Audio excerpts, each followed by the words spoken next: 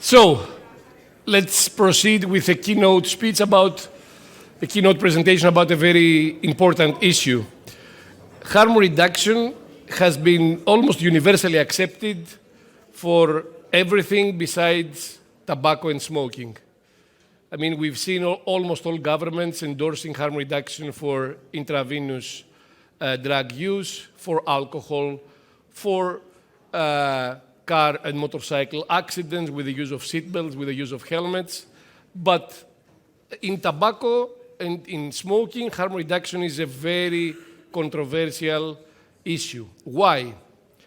Because from one side, we have the opportunity and the prospects of reducing harm by providing an additional tool to smokers to reduce or quit smoking. But on the other side, we have several new products which are available as consumer products, and there is always the risk of having these products being quite popular among youth and among non-smokers, of course, youth and adults. And this may result in increasing addiction dependence on nicotine-containing products. So this has been the debate for many, many years. Some countries are pro the harm reduction potential and the prospects of these products. Some other countries use the precautionary principle in a more aggressive way, I would say in a very exaggerated way. This is a very important topic, and we are having here to discuss this topic Professor Leon Shahab, a friend, first of all, a professor of health psychology at the University College London, a very well-known researcher and expert in the field of tobacco harm reduction and tobacco control in general, with several studies, behavioral, pharmacological, even working on biomarkers with some landmark work in this field, and of course epidemiology and policy, because everything ends up in policy decisions. And he's coming from a country where harm reduction, especially one product, I would say, electronic cigarettes, is largely endorsed by the authorities as a tool to reduce smoking prevalence in the UK. So, Leon, Professor Shahab, please come to the microphone and tell us what we should do and how we should approach this controversy and how we can reach the balance with a net public health benefit by protecting smokers, but also protecting non-smokers and youth. Hello, good morning. Thanks very much for the introduction, kind words, Konstantinos. So I am going to talk about how we can encourage and establish harm reduction while protecting youth from adopting the use of nicotine. I'm also acutely aware, of course, that you should have your break now. So I can tell you the very last slide will tell you the answer to this, which is it's complicated. So if you want to have a coffee now, that is what I'm going to be concluding. But you may also want to stay around for a bit longer. So first of all, I think I'm just going to cover very briefly why we should look at tobacco control harm reduction, what it is, and why we want to encourage it. And I'm going to discuss some of the harm reduction strategies that are out there, which of these work, before going on to discuss how we could protect youth. Why should we do it and how should we do it? And then I will conclude as to where we should go from here. Now, it's quite obvious that some smokers either cannot or will not stop smoking. And that is despite 70 years or so of research in this area, thousands of reports by health authorities, hundreds of health promotion campaigns, and numerous legislative changes and smoking cessation interventions being implemented. The fact is, it has worked. People are aware of this. This is a study that colleagues and I published recently where we asked people about the main causes of cancer that are preventable. And what you can see here is at the very top, whether you're a smoker or non-smoker, everybody endorses that active smoking and passive smoking is one of the main causes of cancer. So people are aware. Nonetheless, people continue to smoke.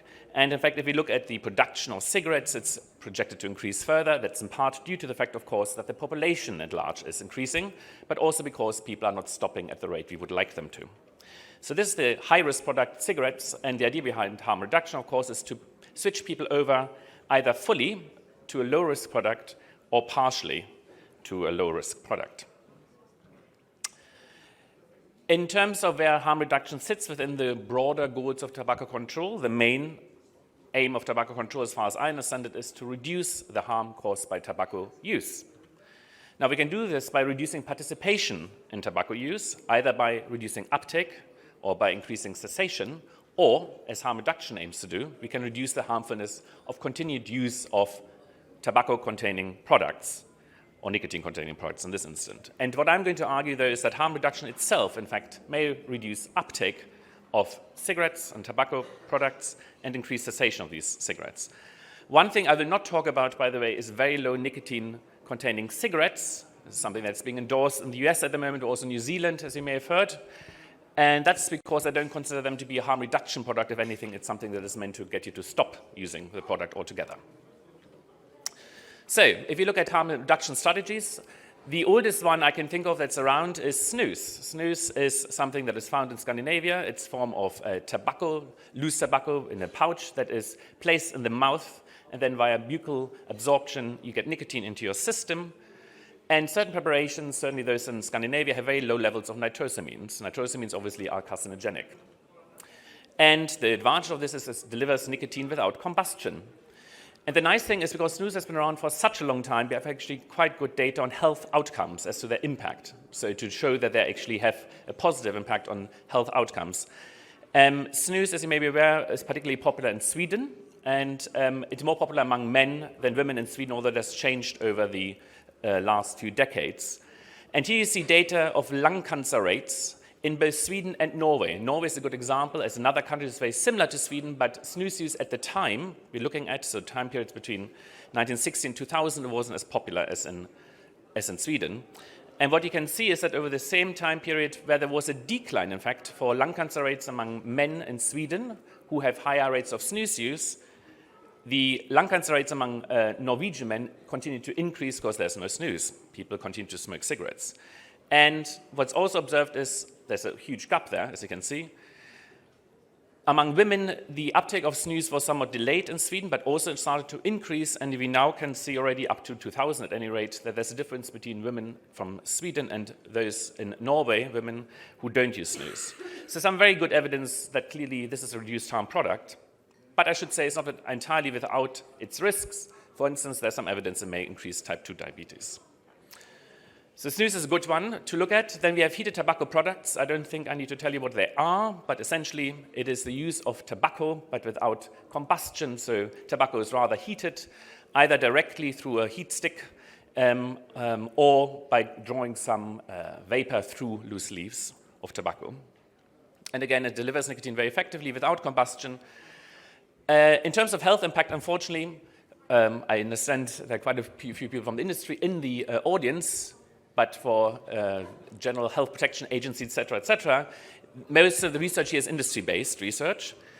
And we conducted a systematic review, Cochrane review, that was published earlier this year, which shows quite clearly that compared with continued smoking, these heated tobacco products reduce exposure to various carcinogens, including 1-hydroxypyrene, NNAL, which is a metabolite of nitrosamine, and carboxyhemoglobin, obviously associated with cardiovascular disease, among other things.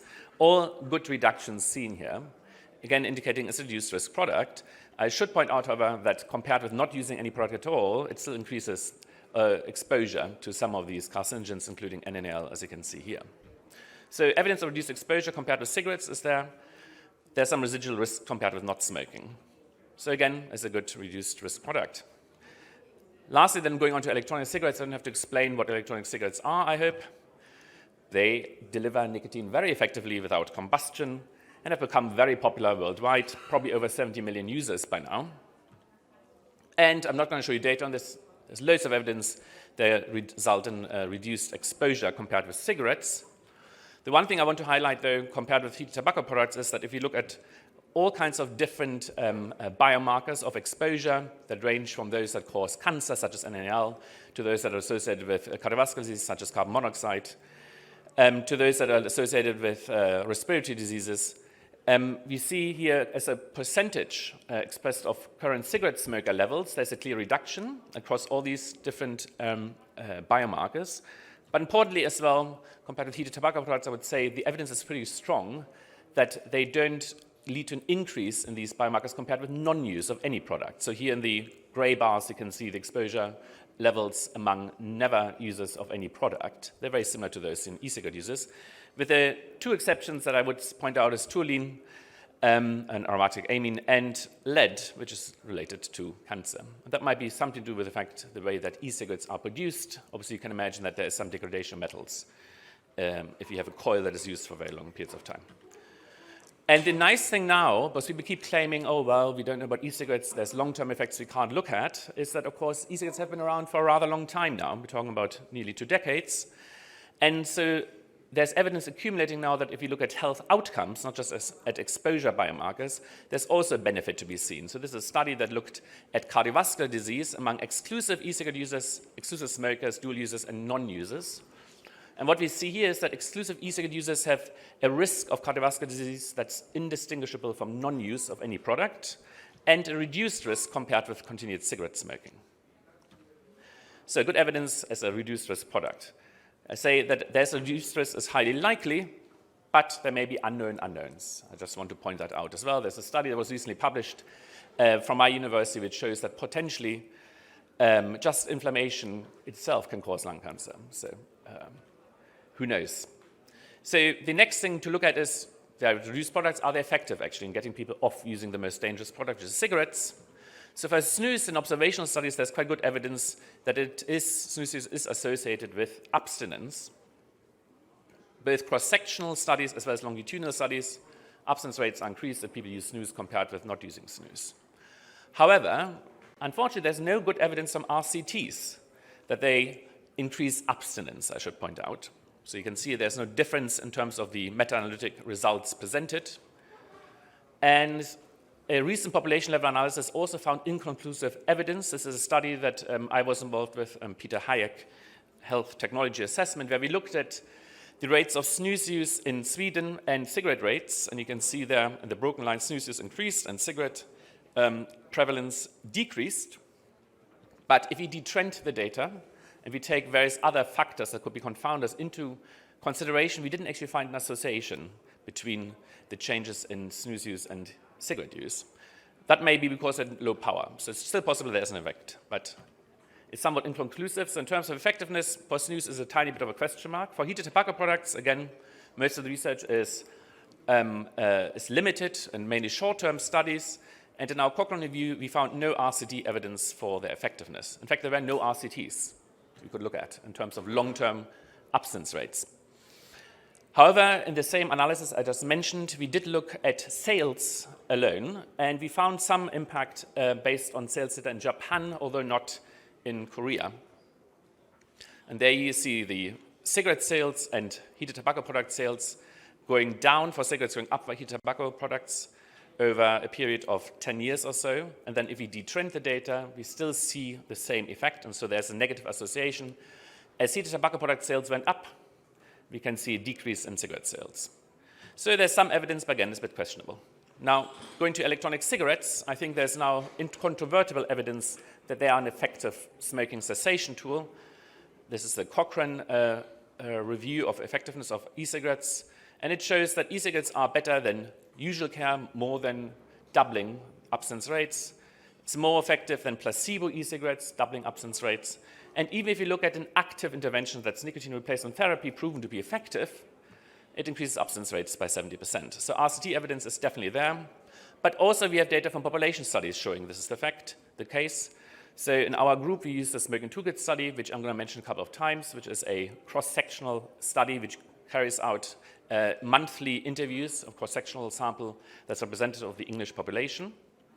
And here we looked at the association between changes in the use of e-cigarettes during a quit attempt and smoking cessation rates at population level. And this is using time series analysis, so we control for various other population level kind of confounders. And what we find is, as e-cigarette use during a quit attempt increased in the UK or in England, quit attempt success rate also increased. In fact, it was such that 1% increase in the use of e-cigarettes during a quit attempt was associated with a 0.06% increase in quit attempt success rate. That doesn't sound very impressive, but if you look at the whole population in England, it suggests that there were 50,000 or so additional long-term quitters in the UK per year because of e-cigarettes, over and above what would have happened otherwise. So very clear evidence for the effectiveness. And because of that, I'm now going to focus entirely on e-cigarettes when it comes to the question of harm reduction and how we should deal with it in the context of youth taking up e-cigarettes in particular. So the reason why there's some concern, certainly in the UK at the moment, is that we've seen a change in usage pattern. So these are data from the Smoking Toolkit study across nearly 2 decades worth. And we can see that e-cigarette prevalence was, after a rapid increase in 2013, remained relatively stable until around 2020. Then something happened in 2020, you may remember. It was a little pandemic, and so that may have had an impact on changes in terms of the rates that we detected because our methodology changed slightly. But since 2021, there was a rapid increase in the use of e-cigarettes observed in the English population. And that compares with no change whatsoever in the use of heated tobacco products, which are still pretty rarely used in the UK. So we wondered, what is the cause of this? And we looked at the different types of e-cigarettes used, and you can see here that mod systems, or those that are rechargeable with a tank, remained relatively stable, where those with pre-filled cartridges decreased, and those that were disposable increased over the same time period quite dramatically, from 2021 to 2022. And that's because suddenly a new product was on the market, so-called disposable bars. You can see them here, which follow a clear evolution of e-cigarettes. They're disposables, but unlike the original disposables, the so-called cigalikes, they're actually quite effective at delivering nicotine. And so we found, and a study was recently published, that youth are increasingly using these new disposables. So data from the UK in 2022-21, and you can see within a year here, compared with older ages, there was a clear pronounced increase in the use of these disposables among younger users, so 18 years of age. We looked at 18-year-olds here. In fact, if we quantify this, over the period of only 1 year, there was a 214-fold increase in the use of disposables in the UK, compared with a 6-fold increase among 45-year-olds, so older groups, which is very dramatic. I should point out, though, that there was no change in overall use of either cigarettes or vaping devices in this age group of the same time period. These findings have recently also been confirmed by USH survey results of youth, which show the same kind of change in pattern. So you can see this huge increase here in these disposable e-cigarettes compared with other types of e-cigarettes. But they also found an increase in overall use of e-cigarettes, which was more pronounced among 16 and 17-year-olds and 18-year-olds. The orange ones are 11 to 15-year-olds, hasn't changed that much there. And for the first time, ever use of these products has exceeded the ever use of cigarettes in the UK in youth, as you can see here. So there's a bit of a concern. Suddenly all these youth starting using these e-cigarettes. The first reason for concern then is that, as Constantino mentioned already, is that youth may be becoming addicted to these because young adults may be particularly vulnerable. The reason for this is there's lots of evidence from research on cigarettes in particular that they're more easily swayed by peer pressure and external influences such as marketing. So here's a marketing campaign for a cigarette. And I asked you to spot the difference when we look at other products such as Juul, but also new puff bars, which are particularly popular on TikTok, where young people praising their virtues. And I noticed outside of my hotel, I'm staying here in Athens, there's also an advert for these puff bars, by the way. So clearly, there's a bit of targeting, and so there's concerns around that. And the developing brain may be more strongly affected by exposure to addictive substances, mainly based on animal studies. Quite difficult to do these studies in actual humans. So here's a study, for instance, that shows that if you expose younger or adolescent or adult rats to nicotine, they work harder, the adolescent rats, to get another hit of the nicotine compared with the adult rats. And also epidemiological studies show that if you start using nicotine-containing products earlier, your dependence level, lifelong dependence level are higher, and they drop actually if you start using these products later on in life. But, I mean, most of this research is based on cigarettes. How do e-cigarettes compare to cigarettes in terms of their dependence-inducing potential? They're likely not as reinforcing, I would argue. So the USH survey shows you here the top vapors and the bottom current smokers, rating how addictive these products are, how strong urges are. You can see that vapors are much more likely to endorse that they have slight or no urges than those who currently smoke cigarettes. And the inverse is also true. They're much less likely to endorse vapors that they have extremely strong urges compared with cigarette smokers. And evidence, this is from our group again, from the US, using National Youth Tobacco Survey data, also show very clear differences in the level of addiction by product class. So the top here you can see use of cigarettes with either e-cigarettes or no e-cigarettes, and this is the rating of cravings. The percentage of users who report cravings over this time period is pretty high. And here you have e-cigarettes only, it's much, much lower. And in fact, if you look at the overall burden of addiction, this study showed that these levels have not changed despite the fact that there has been quite a large increase in the use of nicotine-containing products over the time period. Still, in an ideal world, obviously no child would become addicted to nicotine, so there's a concern. The other concern is that it is a gateway drug. Now, this is quite an old idea. The original idea really said there's a causal progression from using something legal or soft drug to an illicit or hard polydrug use, which is initiated in adolescence. And we recently published a paper saying that it's quite problematic to apply this kind of concept to gateway use of e-cigarettes because there's not a progression of one drug to another, but it's the same drug. It's just in a different modality. So you can't really test it in mouse models because you give it nicotine and give it nicotine again. That doesn't work, as opposed to if you use nicotine then cocaine or nicotine heroin. And because we can't randomize adolescents to using e-cigarettes and see what happens to their smoking rates afterwards, we can't conduct research in humans really either to directly test these causal assumptions. And so we have to go and look at non-experimental studies to find out if there is a gateway or not, but it's quite difficult to really conclude anything sensible because of the danger of common causes, common vulnerabilities that may predispose somebody to use an e-cigarette then also to smoke a cigarette. And so we've argued in this paper that we should look at different types of data and use triangulation of methodology in order to answer the question. Anyhow, there are very strong concerns. Every day or every other day, there's a paper saying huge gateway from e-cigarettes to cigarettes among youth. And I think actually the evidence for a gateway effect is very weak. I'm going to show you why. First, a very simple epidemiological analysis. This is again National Youth Tobacco Survey data from 2015 to 2021. We can see here smoking prevalence decreasing very nicely among 11 to 18-year-olds in the US. At the same time period, this is the use of e-cigarettes. So this is past 30-day use. And you can see that we are worried in the UK at the moment about this huge increase in the use of e-cigarettes among youth. This has already happened in the US, this kind of so-called e-cigarette use epidemic that occurred between 2017 and 2019, primarily linked to the use of POTS-based systems, so Juuls. So you can see this very clear increase here, and if there is a gateway, you would expect at some point or another, you would see possibly an increase in the use of cigarette among youth, and in fact, you don't see that. If anything, you see an increase in the decline of cigarette smoking. So if there's a gateway effect from e-cigarettes to cigarettes, it's certainly not seen in epidemiological population level data, or the delay has to be really very long. Certainly it didn't occur between 2017 and 2021. But that's just gazing at data. So we already also done some analyses. For instance, one study to quickly go through, which we published last year, which looked at the effect of using an e-cigarette first or not using e-cigarette first by matching adolescents who've used an e-cigarette and all the different characteristics that are likely to predispose them to smoke cigarettes later, and using something as a behavioral control, kids that use a non-combustible, non-electronic tobacco product first. And here on the left-hand side, you see the ever smoking prevalence in these different groups. Kids that use an e-cigarette first, about a quarter, tried a cigarette. Those that looked exactly the same as those kids that used an e-cigarette first but didn't use an e-cigarette, also about a quarter, went on to have a cigarette.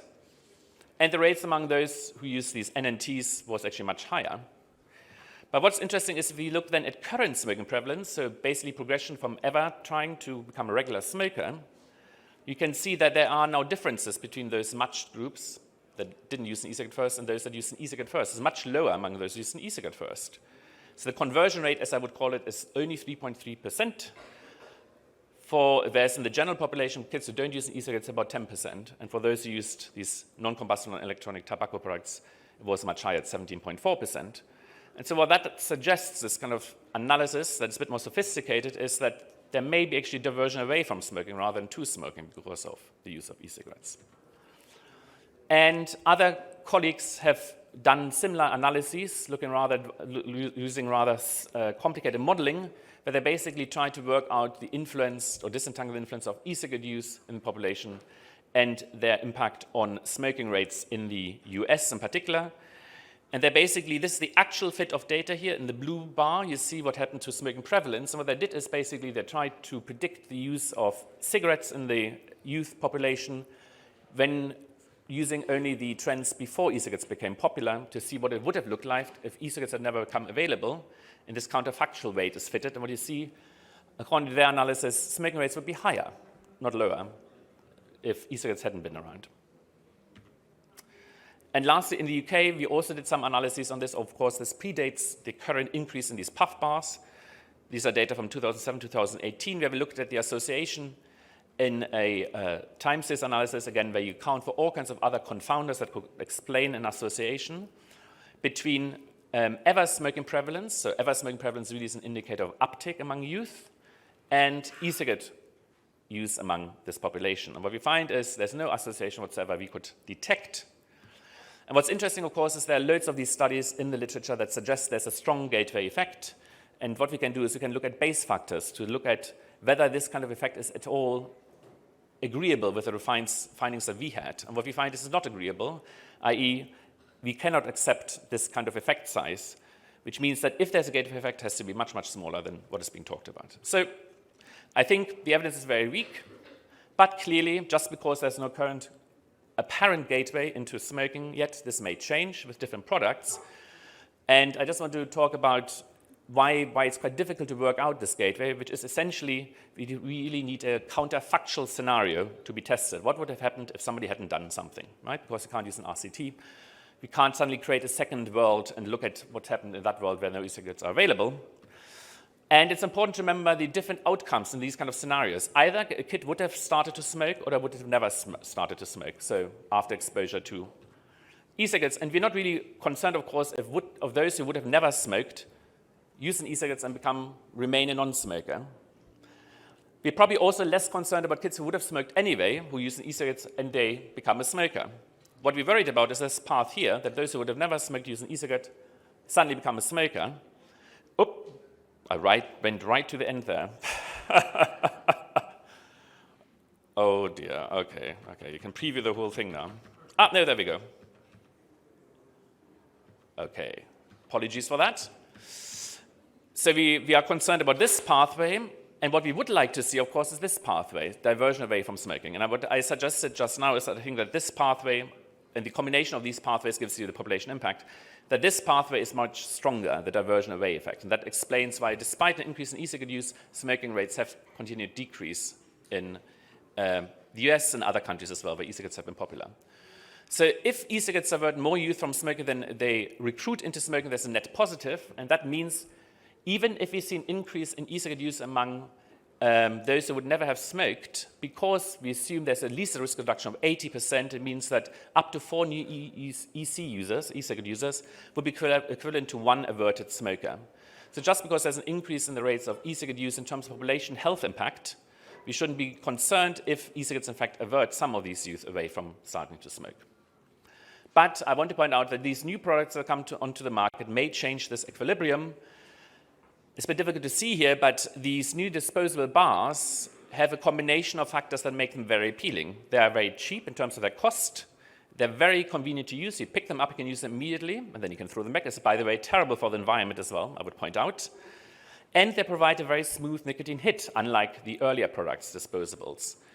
And the reason why this may be a bit concerning is that it's exactly the same reason why cigarettes became popular. Cost was reduced by mass production. Convenience was increased by packaging them up in nice little packets, and inducing a smooth nicotine hit helped Marlboro up the ladder because ammonia was added, etc., etc. So maybe we should be concerned about this. And so what might work? I think the most uncontroversial thing to say is, of course, we should reinforce the age of sale for these products and regulate the online marketplace where most of these kids get hold of these products. So that's one thing to do. We should tighten advertising rules, I think. So there's an advert for one of these puff bars. It shouldn't appeal to youth culture or feature young people, would be my suggestion. We should have education campaigns, but it's important how this is done. You have to always remember the context within which these products are available, which is cigarettes are available. And so there's a very good campaign, Vape-Free Schools in New Zealand, which says, among other things, vaping is not for young people. Whilst it can help people quit smoking, If you don't smoke, don't vape. Very sensible. And this is contrasted with campaigns by the FDA, which I think are less helpful, which are basically just saying e-cigarettes are dangerous and harmful, don't use them, which unfortunately means that there's also unintended consequences, namely that adolescents, there's one study at least that has shown that adolescents exposed to these campaigns are actually more likely to consider starting to smoke cigarettes, which is something we don't want, because they're worried about e-cigarettes. I think it's important to also emphasize vaping as a cessation tool in this context rather than a lifestyle tool, although some people would disagree with that. In the UK, we've done this. So we've focused on e-cigarettes as a tool to help people to stop smoking, which makes them quite unappealing to young people, because if you see your father across the table using e-cigarette to stop smoking, it doesn't seem very sexy, does it? And so it may have stopped young people from taking up e-cigarettes, quite the number they have. However, obviously, that's changed a bit. It's also important to remember that social norms are very, very powerful tool. This study was just published by colleagues of mine from the ITC project, which shows that if people believe that the public have a positive attitudes towards e-cigarettes, they're more likely to start using e-cigarettes later on. What's also fascinating to find is that if people believe that people have a positive attitude towards cigarettes, not just e-cigarettes, but cigarettes, they're also more likely to start vaping later on. And so in this context, of course, what this means is tobacco control has to be strengthened in order to reduce uptake of e-cigarettes among youth who shouldn't start using them. And as an example, as I arrived into Athens airport, I was rather surprised to see there's a smoker's lounge, which is, I guess, sponsored by Winston. So these things shouldn't be there. Don't encourage people. The other thing we can do, we can consider point of sales restrictions, so to take them away, because there's quite a lot of evidence from cigarettes, at least, that is effective in reducing experimentation among youth. And we could also consider restricting flavors or nicotine content to reduce appeal to youth. But for this, we have to consider unintended consequences. And colleagues of mine at Bristol just come up with this e-liquid policy decision aid, where they try to balance the health costs of flavor restrictions with the health protection of flavor restrictions. And what they basically come up with is that under most scenarios, there's a negative net impact, because it means if you restrict flavors, it means that smokers are less likely to start using them to try to stop smoking. People who use e-cigarettes are already more likely to relapse, and that far outweighs the risks that flavor restrictions seem to pose for youth uptake. In fact, I would say these last 3 points, there also would be costs, because on the other side of the calculation, of course, you have to consider what this does to current users of e-cigarettes who are adults who try not to smoke.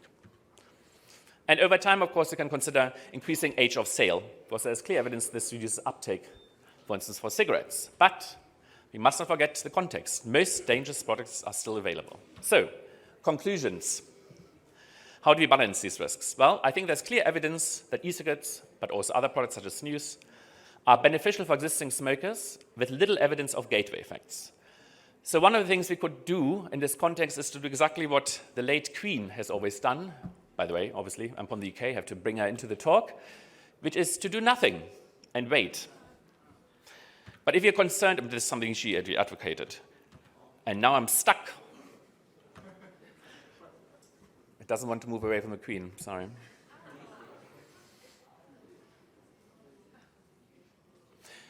Nope.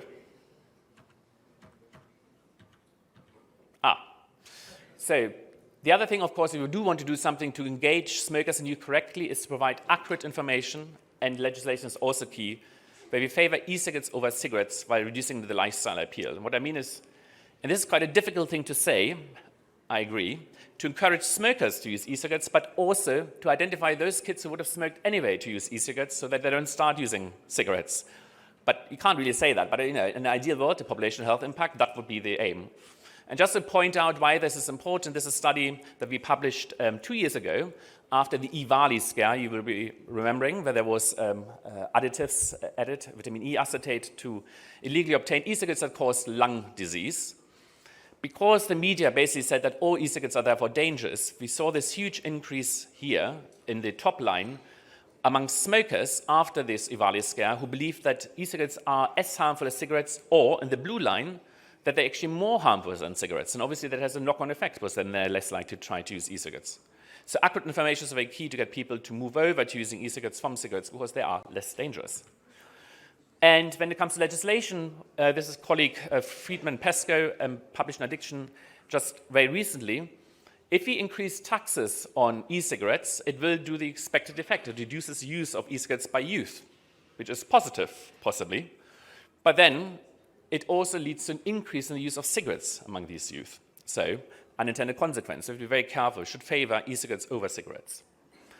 And as I said, of course, we want to prevent use of e-cigarettes among kids who would have never smoked by changing the way that they are advertised, maybe availability to some degree. But the key thing to remember is that the risk of uptake of e-cigarettes is much less important in a climate where cigarettes are still available and used.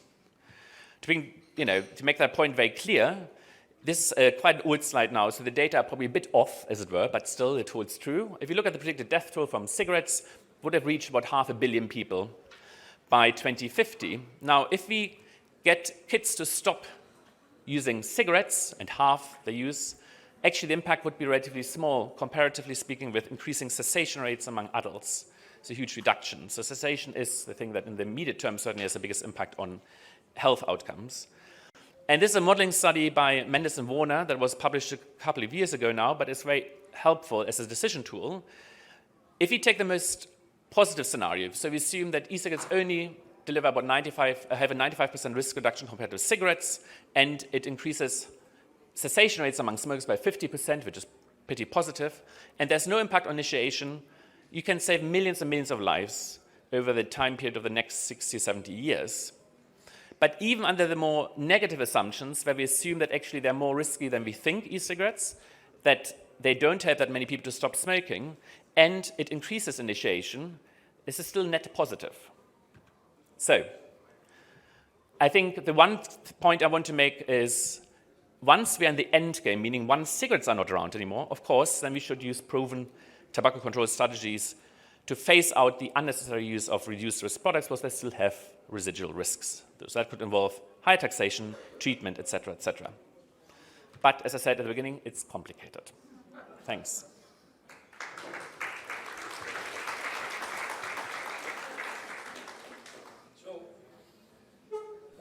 Do I sit down? Yeah.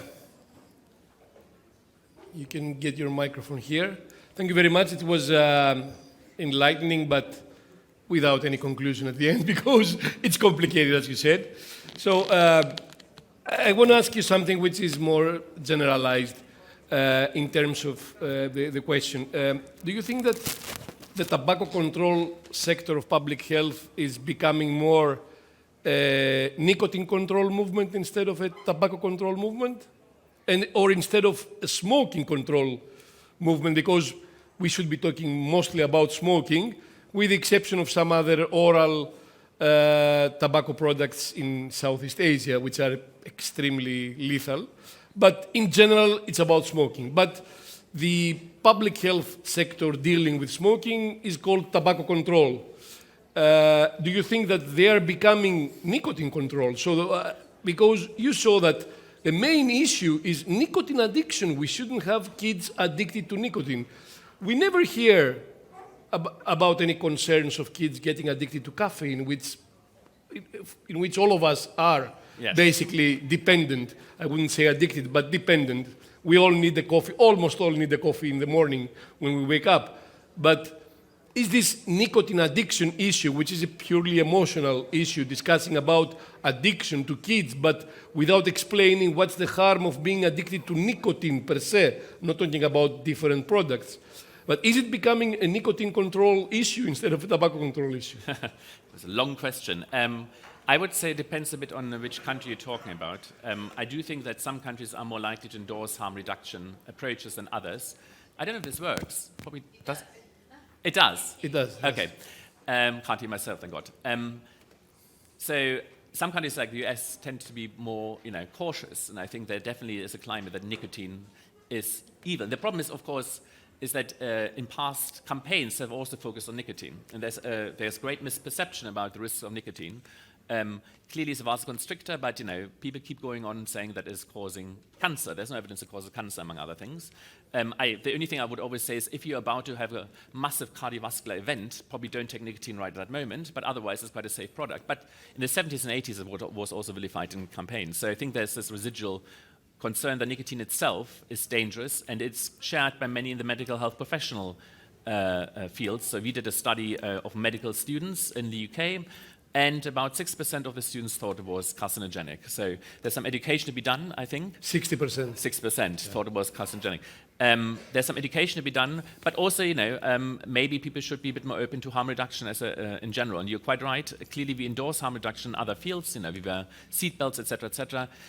Nicotine is being vilified in some parts. I don't think it's true for all legislations, though. So in the UK, I think we have a bit more of a appropriate approach. I was more talking about the policy approach from the WHO and from the authorities who are supposed to know the risks of nicotine and be able to differentiate the risks of nicotine versus smoke.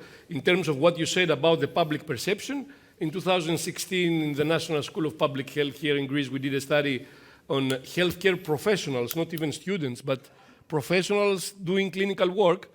And we found that 80% considered the contribution of nicotine to smoking-related lung cancer as important, very important, or extremely important. Same. With nicotine not being a carcinogen. So I'm sure we all agree, and we've seen that there is a misperception. But what about the politics which are, creating this misperception? Because the WHO is talking about nicotine addiction.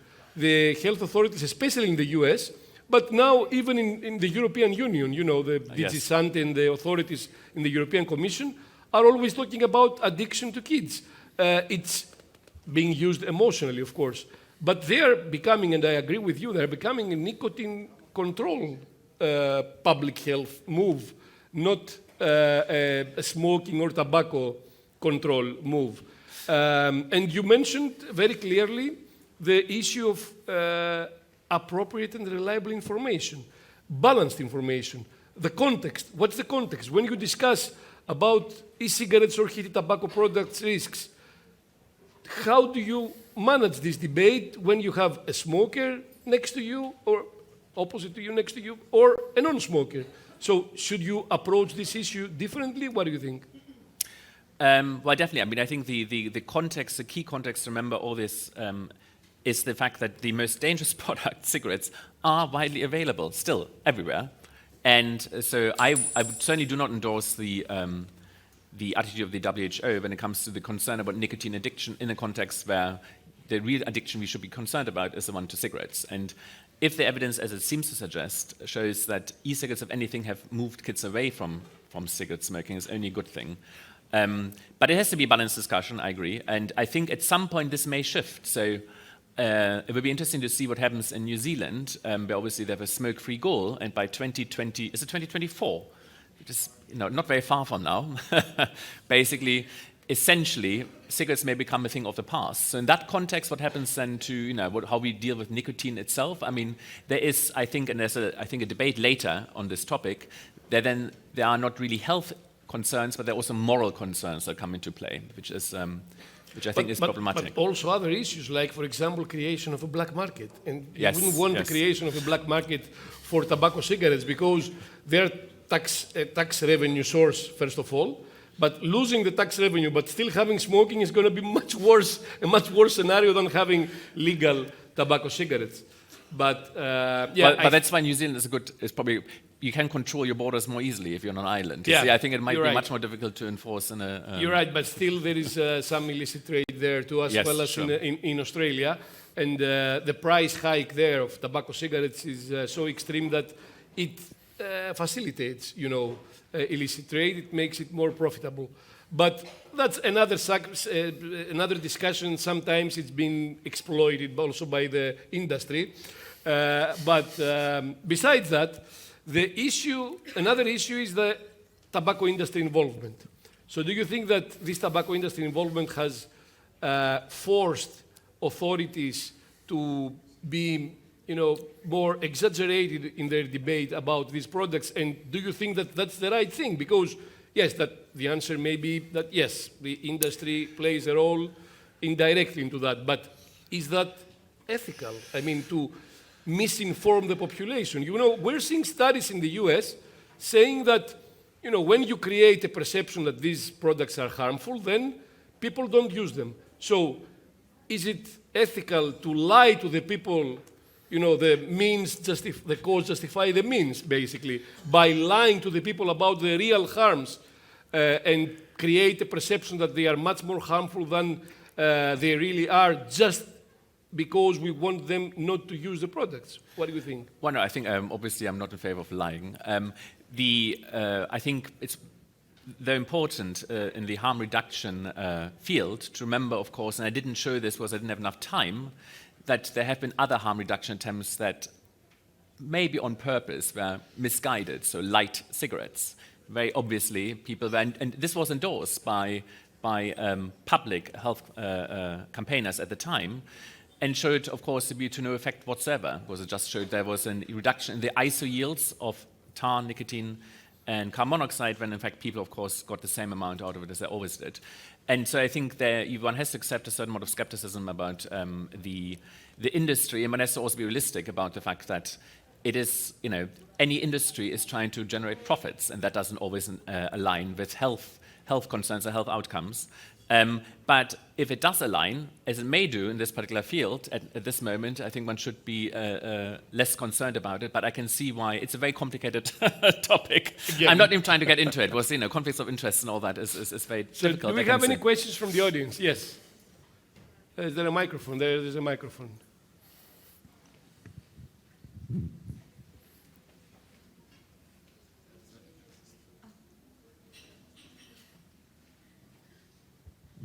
Thank you so much for a great lecture.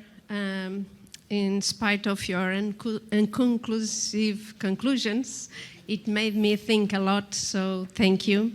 And I was thinking that all this lack of efficiency to dissuade young people to get these smoking or alternative smoking habits, I was thinking about brain functioning in adolescents. They are impulsive. The area for decisions is not mature yet. They like to live fast and dangerously. They need to socialize. They need rewards fast, and they need to feel that they belong to groups, that they are cool. And in fact, the advertisements for consuming are fashion, cooler. So why don't we go out of the box and take the science and create campaigns showing that it is cooler not to consuming because the ecological footprint is decreased that way, and that we can be happy not consuming one thing. So why don't we go through that way instead of, because forbidding the no word has a big effect in adolescent brain and increases the impulsion to do the opposite. Sure. And the other thing is, why don't we create a product with zero nicotine, zero toxics, only with water to hydrate, and it's cool. It's fantastic, it's beautiful, and not toxic. Right, the second question, these products exist. They exist already, so they're products that don't contain any nicotine, and they have all kinds of health claims associated with them which are problematic, let's put it this way, but they don't contain nicotine. But they're meant to, increase wellness products, so they do exist. I think that in terms of your first question, I guess we could do a bit more about, the key thing is it's important, as I said, in the context of cigarettes being available, it is not necessarily always negative if an adolescent starts using an e-cigarette, if they would have used a cigarette anyway. But we don't know if they would have used a cigarette anyway. So it's important that if any kind of advertising occurs, it doesn't try to recruit new users into the market that would never have used any kind of tobacco product.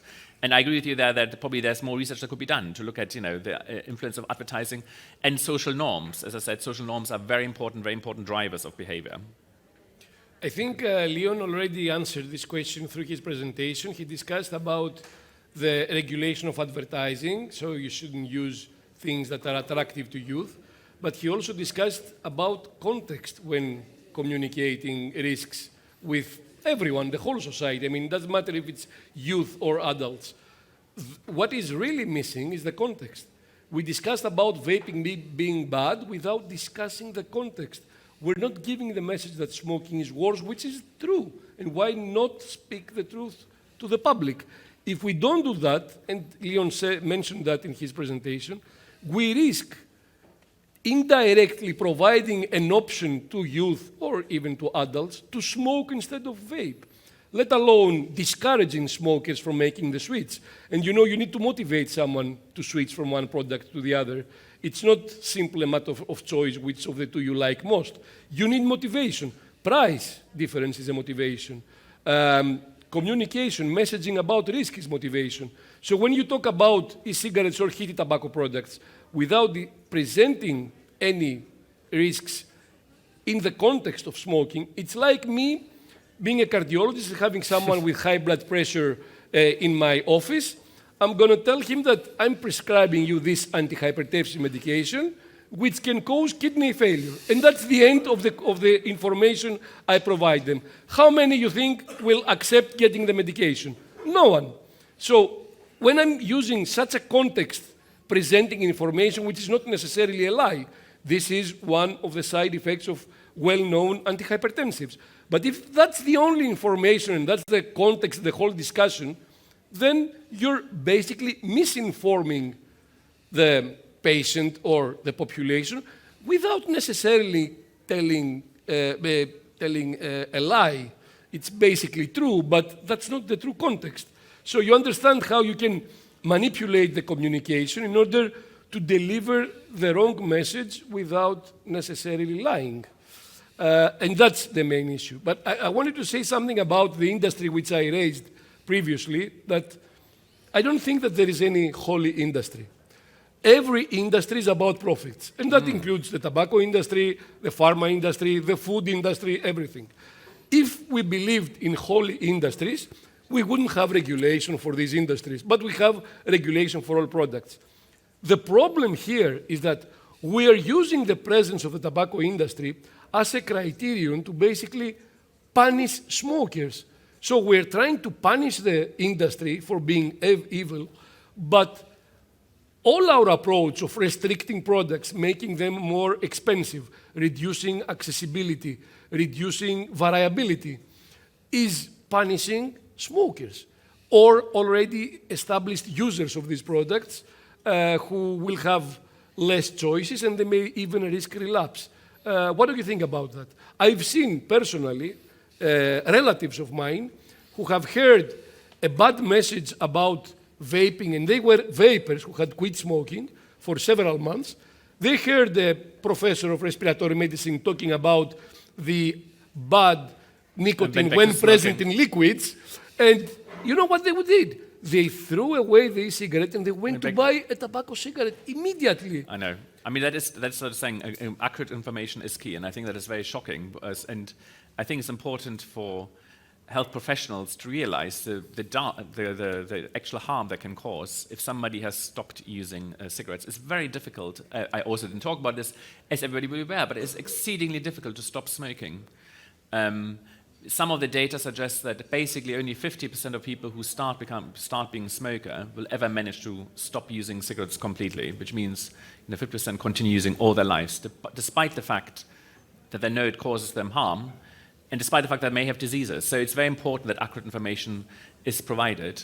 I'm not entirely, when it comes to how we treat smokers, I think obviously no smoker, let's be honest about this. If somebody had come up, gone to a company and said, oh, look, I've got this amazing product. So first of all, it's going to make you addicted. And second, it's going to kill half of its users. Nobody would ever approve that product. Well, but we're here with this kind of history, and so there we are. And obviously the problem is with the tobacco industry that for the long time periods, they knew exactly what they were doing, they knew it was harmful, and so there's this distrust, which I completely understand.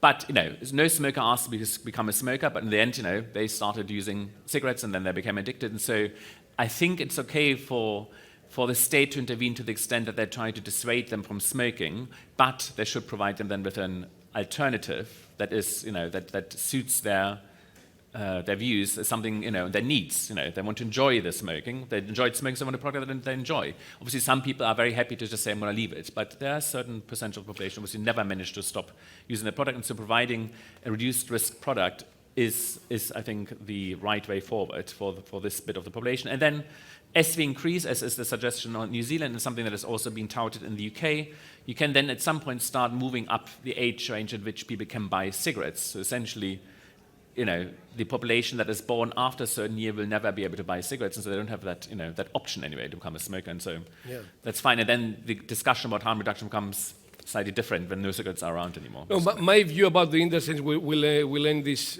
session with that, is that we shouldn't, of course, trust the industry or any other industry, but that shouldn't be the main criterion for discouraging people or for discussing about problematic products simply because the industry is involved. Someone needs to produce that. And I think that you've done this mistake in the UK too, not with vaping, but vaping didn't come from the tobacco industry, but you've done it with heated tobacco products, with which you are much more concerned, if not, I would say you don't even accept heated tobacco products, not even close to the same level as e-cigarettes as an option which may be of higher risk than vaping. I think that's what the evidence is showing right now. But still an option because of the vast difference in the risk compared to tobacco cigarettes. Because but honestly, I do not know. I mean, this is something to do with you have to ask the producer. No, your views. It's not your policy. I know. No, but I'm trying to say that obviously you've noticed that in countries where heated tobacco products were pushed first, e-cigarettes had no chance really because they become the main use, and vice versa. In countries where e-cigarettes took off, heated tobacco products have a harder time. In the UK, the rates are very, very low, and in part that's probably due to the fact that they weren't actually available freely in loads of places. This has changed a bit. But I noticed, for instance, being from Germany, that in Germany the push was much greater than the UK, I could observe. So I don't know exactly why. Here in Greece, both heated tobacco products and e-cigarettes are quite popular, and it's a matter of local regulation. In Japan, for example, they have a regulation which basically prohibits the use of nicotine e-liquids. They have to get a medical license. So it's a matter of local regulation and laws that may be favorable for one product. For example, heated tobacco products, there are tobacco products, but nicotine-containing products that don't contain tobacco, like electronic cigarettes, need to be regulated as medications. Makes no sense. It makes no sense, but that's the law. And that's why you see that heated tobacco products have exploded in Japan, but you can't find electronic cigarettes anywhere, or if you find any, it's going to be either non-nicotine or black market nicotine-containing cigarettes. So, I think that we shouldn't trust the industry. We need to regulate everything. The industry is not the tobacco industry is not the most credible industry in the world. I would say the exact opposite. But that shouldn't be the main criterion for judging the prospects of these products in public health. That's what I think, and I don't know if you agree with that. I agree, but certainly also having non-industry funded studies to confirm findings. Exactly. I mean, replicability through independent sources are a key, I think, and the only way that the industry is going to prove that they are they're speaking the truth and that they are honest in their research. Yeah, exactly. I think somebody had a question though. I wonder if you want to take the Okay, last I question or will not. give to Solomon. It's too late. Is it? Oh, Okay, answer. okay. Great, amazing. I would like to ask you to just conclude the session Yes. because we have 100 people online and we have some speakers coming up soon. Yes, and I we will. need a quarter of an hour break for everybody. Yes. To just before we go on with the sessions. Okay, so thank you very much. Thank you, everyone.